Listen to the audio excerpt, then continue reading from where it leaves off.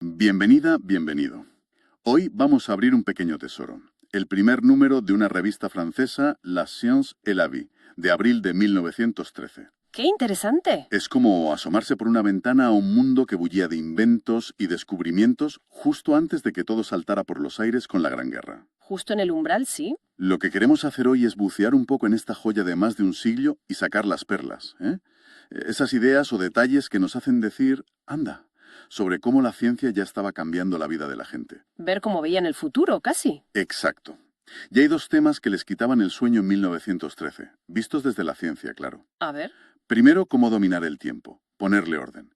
Y segundo, la lucha contra unos enemigos diminutos, invisibles, que amenazaban la salud de todos. Dos frentes clave, desde luego. Vamos a empezar por ese lío que tenían con la hora. El problema de la hora, como lo llamaban. Hay un artículo genial, de Guy Bigordan, que era astrónomo allí en el Observatorio de París, Ajá. y nos mete de lleno en la historia, bueno, de cómo hemos medido el tiempo, ¿no? Desde el principio, supongo. Claro, empieza por lo más básico, mirar al sol, la luna, para saber cuándo era un año, un mes. La astronomía nació un poco de ahí, ¿verdad? Sí, de la necesidad de medir ciclos largos. Pero para dividir el día, eso ya era otra historia. Al principio, métodos más de andar por casa. Claro, más rudimentarios. Imagina al agricultor que se fijaba en cuando salía una estrella concreta para empezar a currar, o lo típico de medir la sombra que proyectaba un palo clavado en el suelo, un gnomon. El reloj de sol más básico. Y aquí, un detalle que me ha hecho gracia. Bigurdan cuenta que en una comedia de Aristófanes, que dan cuando la sombra mida 10 pies. Anda. Pero, claro, esa medida solo valía para ese día concreto del año. Menudo lío para quedar. Exacto, porque la longitud de la sombra cambia cada día. Es que era un sistema muy poco práctico. Un follón. Por eso tuvieron que inventar tablas y tablas de sombras para cada mes y cada sitio. En China, fíjate, llegaron a poner por ley que el gnomon tenía que medir 8 pies para intentar unificar un poco. Para estandarizar. Eso, pero el problema de fondo seguía ahí, claro. ¿Y cuál fue la solución entonces? ¿Cómo se mejoró eso? Pues evolucionar a reloj de sol con estilo polar, que es el que tiene la varilla inclinada apuntando a la estrella polar. Ah, el típico que vemos a veces. Ese. Ahí lo importante no es cuánto mide la sombra, sino hacia dónde apunta. Y esa dirección sí que marca la misma hora todo el año, mucho más práctico. Claro, la dirección es constante. Herodoto decía que lo inventaron los babilonios. Y ojo, que no eran ninguna tontería estos relojes, ¿eh? En 1666 la Academia de Ciencias de París todavía los usaba junto a los relojes mecánicos. No me digas. ¿En serio? Sí, sí. Un buen reloj de sol te daba la hora con menos de un minuto de error. Una precisión bastante buena. Increíble que aguantaran tanto tiempo. Vale, ¿y de noche? Sin sol. ¿Qué hacían? Estrellas, claro, no quedaba otra. Lógico. Genofonte cuenta que en la época de Sócrates la gente normal, bueno, cazadores, marinos, sabían qué hora era de noche mirando las estrellas. Era conocimiento popular. Saber popular, ¿sí? Luego Hiparco, el gran astrónomo griego, mejoró mucho los mapas estelares y ya se podía saber la hora con 2 o 3 minutos de error fijándose en cuándo salían o se ponían ciertas estrellas. Ya con más precisión. Mucha más. Y para los navegantes, que igual no siempre podían ver salir o ponerse una estrella concreta desde el mar. Ah, buena pregunta. Ahí entró el método de las alturas. ¿En qué consistía? Pues en medir cómo de alta estaba una estrella sobre el horizonte. Con tablas y cálculos sacaban la hora. Era más complejo, pero más versátil. Necesitabas instrumentos y saber usarlos. Claro. Y el refinamiento total fue Del método de las alturas correspondantes de Regiomontano ya en el siglo XV. alturas correspondantes. La idea es ingeniosa. Pillas una estrella cuando está subiendo por el cielo a cierta altura, mides esa altura, y esperas a que esté bajando por el otro lado del cielo y pase exactamente por la misma altura. ¿Vale? Mides el tiempo entre esos dos momentos y justo la mitad de ese tiempo es el instante exacto en que la estrella cruzó el punto más alto, el meridiano local. Entendido. Buscas la simetría en la trayectoria. ¡Qué listo! Muy ingenioso, sí. Con telescopios este método llegó a dar precisiones de segundos. De hecho, en 1913, los observatorios usaban justo eso, el paso de las estrellas por el meridiano, para ajustar la hora oficial. O sea, era el método de referencia. Exacto. Buscando ya afinar hasta las centésimas de segundo. La precisión era ya muy alta. Vale, medir el tiempo con precisión astronómica, digamos que estaba dominado. Pero, ¿cómo guardar esa hora? ¿Cómo tenerla disponible siempre, sin tener que mirar al cielo? Ahí entran los inventos mecánicos, claro. Primero, las clepsidras, los famosos relojes de agua. Los de agua, sí. Ya se conocían en la antigüedad y los griegos y los árabes los fueron perfeccionando. Hay una famosa que Harún al-Rashid le regaló a Carlomagno, que debía ser una maravilla de la técnica para la época. Debía ser espectacular. Y después el gran salto, los relojes mecánicos, que funcionaban con pesos. Parece que un tal Pacificus hizo uno en el siglo IX, aunque hay registros de que el Papa Paulo I ya le mandó uno al rey Pipino en el 757. Anda, o sea que son bastante antiguos también. Sí, aunque los mecanismos eran más rudimentarios al principio. Pero la revolución de verdad en los relojes mecánicos vino después, ¿no? Con el péndulo. Totalmente. La clave fue aplicar el péndulo.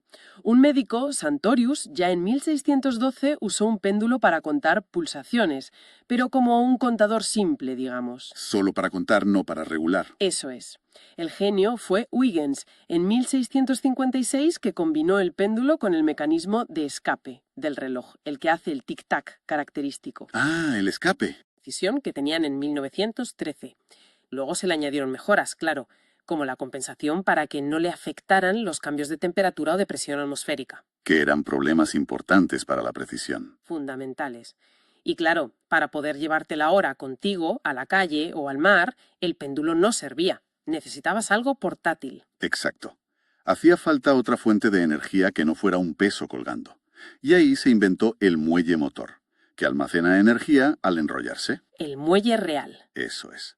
Y voilà, relojes de bolsillo y, sobre todo, importantísimo, los cronómetros marinos. Clave para la navegación. Absolutamente vital en el siglo XVIII para resolver el famoso problema de la longitud en el mar.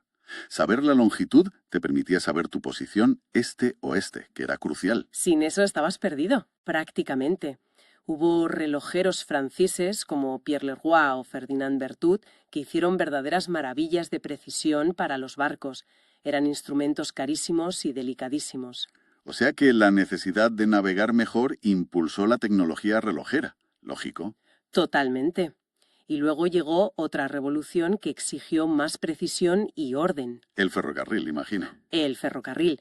Imagínate el caos que tenía que ser aquello. Uf, sí. Cada ciudad con su hora local basada en el sol, los horarios de los trenes serían imposibles de gestionar. Un lío monumental. Bigourdan cuenta que en Francia, hasta 1891 no se unificó la hora, adoptando la de París para todo el país. Otros países hicieron lo mismo. Pero en las fronteras seguiría el caos, ¿no? Claro, pone el ejemplo del lago Constanza. 5 horas oficiales distintas porque lo rodeaban 5 territorios diferentes. 5 horas en el mismo lago. Una locura. Y en países enormes como Estados Unidos, una hora única nacional era absurda. Cuando amanecía en California ya era mediodía en Nueva York. No tenía sentido. Intentaron poner una hora mundial única. Se propuso algo así. Sí, se propuso, pero vieron enseguida que era impracticable. Chocaba de frente con las costumbres de la gente que vive según el sol de su lugar, ¿no? Claro, la vida diaria se rige por el sol local. La solución brillante vino de Canadá. Dividir el planeta en 24 gajos, como una naranja. Los usos horarios. Los usos, sí. Cada uso de 15 grados de longitud tendría la misma hora. Y la diferencia entre un uso y el siguiente sería siempre de una hora exacta. Ordenado y práctico. Una solución elegante, la verdad. Muy elegante. Y ahí vino la pelea por quién se quedaba con el gajo cero, ¿no? El meridiano de referencia. ¿París o Greenwich? Efectivamente, la batalla del meridiano. Al final, por temas prácticos y sobre todo por la influencia marítima británica y sus mapas, se impuso Greenwich. El poderío naval británico. Pesó mucho. Francia, aunque le costó por orgullo nacional, acabó adoptando el sistema de usos horarios basado en Greenwich en 1911, apenas 2 años antes de este artículo. Justo antes.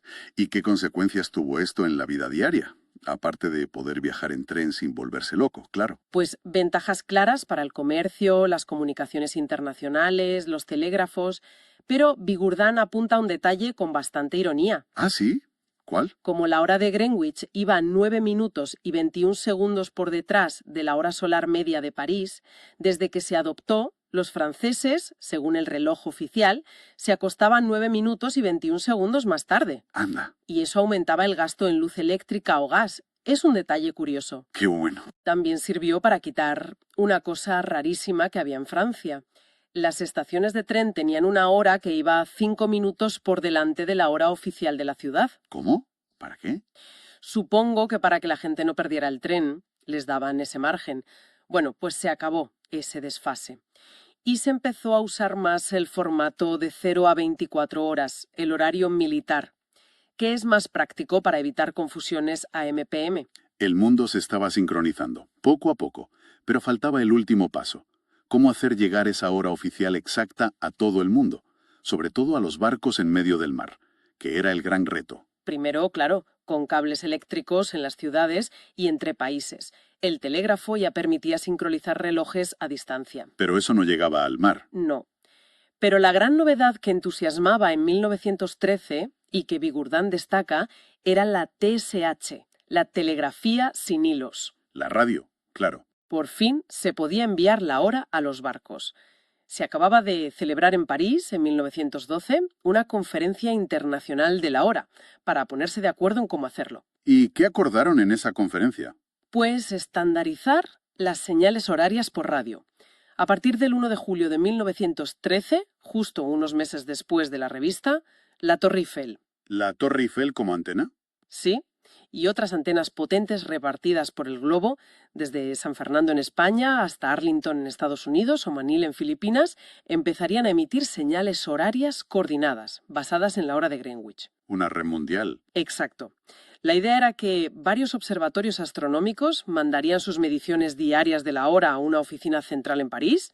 Allí calcularían la hora más probable, súper precisa, y a difundirla por radio desde la Torre Eiffel para todo el planeta. Impresionante. Centralizando y difundiendo. Y no solo para la hora. Aprovechaban esas señales para mandar también partes meteorológicos o avisos importantes para la navegación, como dónde había icebergs. Ah, muy útil tras lo del Titanic, que fue en 1912. Justo. O sea que la conquista de la hora, como la llama Bigourdan, tiraba de otras mejoras importantísimas para la seguridad y la economía. Era un motor de progreso. Es increíble cómo consiguieron, ponerle correa al tiempo, ¿no? Y sincronizar al mundo entero. Fascinante. Pero bueno, esta revista, la Science et la Vie, no solo miraba al cielo y a los relojes. No, claro. También se asomaba a otro campo de batalla que en 1913 era candente. La guerra contra esos enemigos invisibles que la ciencia empezaba a descubrir. Los microbios y sus vectores. Hay otro artículo que te deja un poco inquieto, de un tal J. Paul Dupuy, titulado Los pequeños agentes de la muerte. Uf, el título ya impone. O los damos por controlados, pero que entonces eran descubrimientos que daban miedo. Empieza fuerte. Imagina la mosca común, esa que ha estado a la sabe dónde, posada en cosas innombrables, dice él. Muy gráfico. Y ahora se pasea por tu trozo de pan. Y te advierte, puede llevar gérmenes del tifus, de la disentería, de la tuberculosis. Directo al estómago, ¿sí? Te quita las ganas de comer. Y sigue con las pulgas del perro, que igual vienen de una rata que pasaba por ahí. Y esa rata podía tener la peste bubónica. Peligros cotidianos que no se veían. Dupuy recuerda la peste negra que arrasó Europa en el siglo XIV. Calcula 25 millones de muertos. Una barbaridad. Y avisa de que la peste seguía ahí, latente. No era cosa del pasado. ¿Qué va? Había habido brotes recientes en puertos como El Havre, en Budapest, incluso en Nueva Orleans. Llegaba en los barcos, escondida en las ratas que venían de Asia. Era una amenaza constante. El transporte global traía cosas buenas y malas. ¿Y menciona alguna forma de pararlo? ¿Alguna medida concreta? Sí, una muy práctica y curiosa. Poner unos discos de metal grandes, como platos, en las cuerdas con las que se amarran los barcos al muelle. Discos en las amarras. ¿Para qué? Para evitar que las ratas pudieran trepar por ellas desde el barco y bajar a tierra firme, y así impedir que trajeran sus pulgas cargadas de peste. Una medida simple pero ingeniosa. Una barrera física. Tiene sentido. Aquí se ve clarísimo cómo la ciencia estaba cambiando la forma de entender las enfermedades, ¿verdad? Totalmente. Ya no eran malos aires o castigos divinos. Exacto. Es la explosión de la teoría microbiana de Pasteur y Koch, la idea de que muchas enfermedades contagiosas las causó un microbio específico. Un germen concreto. Y lo que recalca Dupuy, que es el quid de la cuestión en su artículo, es que muchísimas veces esos microbios necesitan un intermediario vivo, casi siempre un insecto, para pasar de una persona a otra. El vector. Eso es. O incluso necesitan a ese insecto para poder reproducirse y completar su ciclo vital. Y aquí viene lo revolucionario de la época. Si acabas con el insecto intermediario, podrías acabar con la enfermedad. Cortas la cadena de transmisión. Exacto. El microbio, sin su transporte o su incubadora, podría llegar a extinguirse localmente. El ejemplo que todo el mundo conoce y que él explica es la malaria. El paludismo Directamente. necesita el mosquito. Necesita que le pique un mosquito muy concreto del género Anopheles. Dentro del estómago del mosquito, el parásito se reproduce de forma sexual, se transforma, madura y luego viaja a las glándulas salivares del mosquito. Completa allí su ciclo. Eso. Cuando ese mosquito pica a otra persona, ¡zas!, le inyecta el parásito ya listo para infectar. Lo alucinante es que podías vivir en una zona llena de pantanos. Que antes se creían el origen de la enfermedad por sus miasmas, sus malos olores. Exacto. Podías vivir allí y no pillar la malaria si te protegías de las picaduras de ese mosquito en concreto. Eso fue un cambio de paradigma total. Cambió todo. ¿Y qué se hacía entonces para luchar contra el anófeles sabiendo esto? Pues medidas que ahora nos parecen de sentido común, pero que fueron descubrimientos enormes en su día. Poner mosquiteras metálicas en las ventanas y puertas, Aislar las casas. drenar las charcas y aguas estancadas donde criar los mosquitos, o, si no se podían drenar, echar una capa finísima de petróleo o queroseno por encima del agua. ¿Petróleo? ¿Por qué? Sí, porque las larvas del mosquito necesitan subir a la superficie para respirar aire a través de un tubito. La película de petróleo se lo impide y las asfixia. Ah, Y además evita que las hembras pongan más huevos allí, era muy efectivo. ingenioso también. Con estas cosas consiguieron sanear zonas que llevaban siglos siendo focos de malaria intratables, como la campaña romana, los campos alrededor de Roma. Zonas históricamente peligrosas. Y fue absolutamente clave, como decías, para poder construir el Canal de Panamá. Sin controlar la malaria y la fiebre amarilla que mataban a obreros a espuertas, habría sido imposible terminar esa obra gigantesca. Hablando de fiebre amarilla, la historia de cómo se descubrió que la transmitía un mosquito es tremenda. Dupuy la cuenta, ¿no? Sí, y es una historia de intuición científica, valentía increíble y también tragedia. Cuéntame un poco. Un médico cubano, Carlos Finlay, llevaba años, desde 1881, diciendo que tenía que ser un mosquito, el estegomía, que ahora llamamos Aedes aegypti. Pero no le hacían mucho caso, la verdad. El precursor olvidado. Un poco sí, hasta que una comisión médica del ejército de Estados Unidos, que ocupaba Cuba tras la guerra con España a finales del 19, decidió investigar a fondo porque la fiebre amarilla diezmaba a sus tropas. Eran Walter Reed, James Carroll, el cubano Aristides Agramonte y Jesse Lassear. Y se la jugaron literalmente para demostrarlo. Hicieron experimentos con soldados voluntarios que aceptaron participar. Algo impensable hoy, claro. Claro, éticamente imposible. A un grupo los metieron en una cabaña súper sucia, a dormir con sábanas y ropa de enfermos de fiebre amarilla, oliendo fatal, pero totalmente aislados de los mosquitos con telas metálicas muy finas. Ninguno enfermó. A pesar de la suciedad. Exacto. A otro grupo los tuvieron en condiciones higiénicas perfectas, todo limpio, pero en una cabaña donde soltaron mosquitos que antes habían picado a enfermos de fiebre amarilla. Ay, madre. La mayoría enfermó y algunos murieron.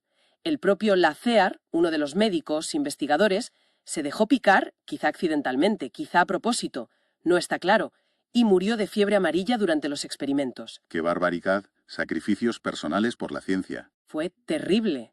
Pero demostraron sin lugar a dudas la teoría de Finlay. Quedó claro que el culpable era el mosquito, no la suciedad ni el aire malo. El fin de la teoría miasmática para esa enfermedad. Totalmente. Y sabiendo eso, pudieron eliminar la fiebre amarilla de La Habana en poquísimo tiempo, limpiando los criaderos de mosquitos. Y como decíamos, eso hizo viable construir el Canal de Panamá. Vaya impacto. El artículo de Dupuy también habla de otra pesadilla, la mosca tsetse y la enfermedad del sueño en África. Sí, otra plaga terrible transmitida por insectos. ¿Eso también era por un parásito o era veneno de la mosca? No, no era veneno, era un parásito microscópico, un tripanosoma, descubierto por un médico militar británico, David Bruce, en 1894. Otro descubrimiento reciente en esa época. Sí, la mosca tsetse al picar inyectaba este parásito en la sangre. Causaba estragos en el ganado, la enfermedad en animales se llamaba Nagana, lo que impedía usar animales para transporte y agricultura en muchas zonas de África, frenando el desarrollo económico. Un freno brutal. Y la versión humana, la enfermedad del sueño, era terrible y mortal si no se trataba. Llevaba a la gente a un estado de letargo y coma. ¿Y era fácil luchar contra la mosca TCC? Supongo que no. ¿Qué va? Muy difícil. La mosca no pone huevos como otras, sino que pare larvas vivas que se entierran enseguida en el suelo para pupar. Más difícil de controlar el ciclo. Mucho más. Y vive en zonas de selva o sabana muy extensas, difíciles de tratar. En 1913 no tenían una cura buena. Un medicamento que probó Robert Koch, el famoso descubridor del bacilo de la tuberculosis, el Atoxil, resultó ser muy tóxico. Podía dejar ciega a la gente. O sea, peor el remedio que la enfermedad casi. ¡Casi! Dupuy llega a mencionar una teoría del doctor Ronald Ross, el que descubrió el ciclo de la malaria en el mosquito, que quizás la malaria había contribuido a la decadencia de la antigua Grecia. La malaria hundiendo civilizaciones. Bueno, es una hipótesis, claro, pero te hace pensar en el impacto brutal que estos bichitos aparentemente insignificantes han tenido en la historia humana. Es que te cambia la perspectiva completamente. Y todavía hay más sorpresas en el artículo sobre estos agentes de la muerte. Habla de las chinches, las de cama. Sí, las chinches de cama. Algo que se asociaba casi exclusivamente a la suciedad y la pobreza, pero que investigaciones recientes de la época, cita a científicos como Calmet, Patton, Berwitsky, estaban empezando a implicar en cosas muy serias. Como la peste, dice. Parece que sí que podían transmitir la peste, porque el microbio de la peste, la Yersinia pestis, podía sobrevivir durante meses en la ropa manchada con los excrementos de las chinches infectadas. Meses. ¡Qué horror! Y también las relacionaban con otra enfermedad tropical transmitida por parásitos sanguíneos, el Kala-Azar o Leishmaniasis visceral. Y sospechaban de más cosas. Podían transmitir más enfermedades. Sí, empezaban a pensar que como se alimentan exclusivamente de sangre humana, quizá podían transmitir cualquier enfermedad cuyo germen circule por la sangre. Lógico. Mencionan la posibilidad para la poliomielitis, el sarampión, la viruela, enfermedades que entonces no se sabía bien cómo se contagiaban todas. Claro. Y lo peligroso de las chinches, que destaca Dupuy, es que se esconden en cualquier grieta durante el día, son nocturnas y viajan contigo súper fácil. En la ropa, en el equipaje, en los muebles de segunda mano. Son autoestopistas perfectas. Exacto. Eso explicaría por qué a veces había brotes de enfermedades muy localizados en barrios humildes donde quizá había más infestaciones, pero también que pudieran colarse de repente en las casas más limpias y cuidadas. Nadie estaba completamente a salvo. Una amenaza democrática. Casi. Podría decirse. Por eso Dupuy termina el artículo con una llamada muy vehemente a la guerra sin cuartel. Hay que acabar con las moscas, los mosquitos, las ratas y las chinches. Declara la guerra total. Una cruzada higiénica. Habla con admiración de las campañas que ya se hacían en Estados Unidos contra las moscas, sobre todo educando a la gente, para que no dejara basura acumulada o estiércol al aire libre, que es donde crían máximamente. La clave era eliminar los criaderos. ¿Y creían que se podía ganar esa guerra? Porque las moscas, por ejemplo, se reproducen a lo bestia, ¿no? Él mismo reconoce que la capacidad de reproducción es astronómica. Hace un cálculo, en plan muy efectista, de que si todos los descendientes de una sola pareja de moscas sobrevivieran durante un verano, ocuparían un volumen más grande que la Tierra. ¡Qué barbaridad! Una imagen potente. Sí, para concienciar del problema. Pero insiste en que eliminar sistemáticamente los sitios donde ponen los huevos estaba funcionando en las ciudades donde se aplicaba en serio. Acaba con una visión muy optimista, muy de la época. ¿Cuál? Un futuro mucho más seguro para la humanidad, gracias a la ciencia y a la higiene, barriendo a estos parásitos portadores de muerte y enfermedad. Una visión de progreso imparable. ¡Qué viaje a 1913 nos hemos pegado con esta revista, eh! La verdad es que sí. Por un lado, esa obsesión por ordenar el mundo, por medir el tiempo con precisión universal, por sincronizarlo todo con la hora de Greenwich y la radio. El afán de control y estandarización. Y por otro, el descubrimiento de estos enemigos invisibles, los microbios y los insectos que los transportan, y la lucha encarnizada por combatirlos con la higiene y la ciencia. La revelación de nuevos peligros ocultos. Refleja una confianza en la ciencia casi ciega, ¿no? Como si fuera la solución mágica para todo, muy de la Belle Époque. Sí, hay un optimismo científico brutal, típico de esos años previos a la Gran Guerra, pero a la vez se nota una nueva forma de ansiedad, diría yo. Ansiedad. ¿Por qué? Porque antes el peligro eran las fieras, las tormentas, las hambrunas, cosas grandes y visibles, o al menos comprensibles en su escala. Ahora el enemigo mortal podía estar en una simple mosca doméstica, en una pulga de tu perro, en una chinche escondida en las costuras de tu colchón. El peligro microscópico e invisible. Exacto. Es un contraste muy interesante. Esa búsqueda de control total, la hora exacta para todos, la higiene perfecta, la seguridad calculada en los trenes, que también detallan en la revista. Y a la vez descubrir que la naturaleza es mucho más compleja y peligrosa de lo que pensaban, pero a una escala minúscula, insidiosa. Control macroscópico versus descontrol microscópico. Interesante. Y para darle una última vuelta, hay otra cosa en ese mismo número de la Science y la Vie que conecta de forma curiosa con todo esto. ¿Ah, sí? ¿El qué? Dedican bastante espacio a Lamarck, el gran naturalista francés, una figura ya entonces controvertida. Exponen su teoría sobre cómo cambian las especies a lo largo del tiempo. La evolución según Lamarck. Y una de sus ideas más famosas, y más discutidas entonces y ahora, era que los hábitos, las costumbres, las condiciones de vida, podían provocar cambios físicos en los individuos. La función crea el órgano y el desuso lo atrofia. Eso, y que esos cambios adquiridos durante la vida se podían heredar. La famosa herencia de los caracteres adquiridos. Una idea que hoy sabemos que no funciona así, al menos no como él la entendía, con el ejemplo del cuello de las jirafas y demás. Claro, la genética mendeliana y luego el ADN cambiaron todo eso. Pero pensando en lo que acabamos de ver en la revista, esa estandarización brutal del tiempo que se impuso, que obligó a países enteros a cambiar sus ritmos de vida para ajustarse a un reloj abstracto universal. Mm. Esas campañas masivas de higiene, que buscaban cambiar comportamientos súper arraigados, casi instintivos, sobre la limpieza, la basura, el contacto. Sí. Incluso dos sistemas para organizar el trabajo científico como el de Taylor, que también salía perfilado en la revista, imponiendo movimientos y ritmos súper específicos y antinaturales a los obreros para maximizar la eficiencia. ¿A dónde quieres llegar con todo esto? Pues me pregunto, ¿podrían todas estas presiones tan bestias y tan constantes de la vida moderna, que justo empezaban a imponerse con fuerza en 1913, estar de alguna forma, no sé, moldeando a la humanidad a largo plazo? ¿Moldeando en qué sentido? Quizá no heredando directamente los cambios físicos como creía Lamarck, claro, pero dejan estas adaptaciones forzadas, esta disciplina impuesta sobre el cuerpo y la mente por la tecnología, por la organización social, por la higiene, dejan una huella más profunda en nuestra biología, o quizá en nuestra cultura, en nuestra segunda naturaleza, como decía el proverbio que citaban sobre Lamarck. Es una pregunta inquietante. Si las presiones del entorno moderno nos están cambiando de formas que no prevemos. Exacto. Es una idea que flota un poco en ese ambiente de 1913 que refleja la revista, esa mezcla de fe ciega en el progreso técnico y un cierto miedo latente a sus consecuencias imprevistas sobre la propia naturaleza humana. Da que pensar, desde luego. Algo para seguir rumiando, sí.